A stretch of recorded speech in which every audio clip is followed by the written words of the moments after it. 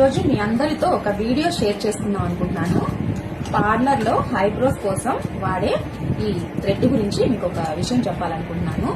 ఈ మధ్య ఇన్స్టాగ్రామ్ లో ఒక వీడియో ఈ థ్రెడ్ గురించి బాగా వైరల్ అయింది.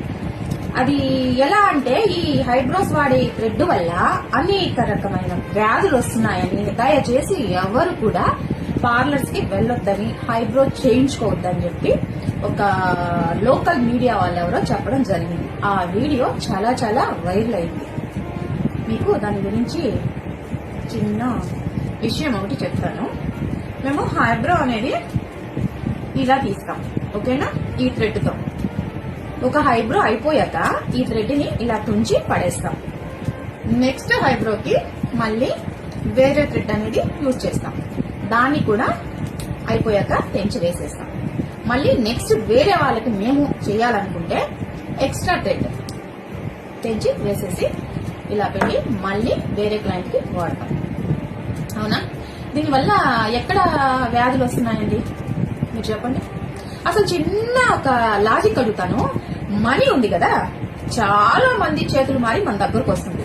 కొంతమంది పల్లెటూరు వాళ్ళు మనీ పెట్టే ప్లేసెస్ కూడా చాలా వేరుగా ఉంటాయి.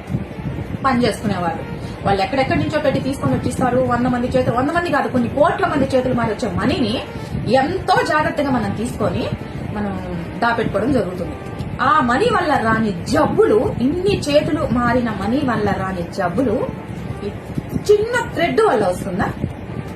ఒక పోస్ట్ పెట్టే ముందు అది ఎంతవరకు కరెక్ట్ అనేది ఆలోచించుకొని పెట్టండి. మీ వ్యూస్ కోసం, మీ ఇది కోసం పెట్టేస్తే మా అలాంటి చిన్న చిన్న పార్లర్ వాళ్ళు చాలా చాలా ఇబ్బంది పడుతున్నారు.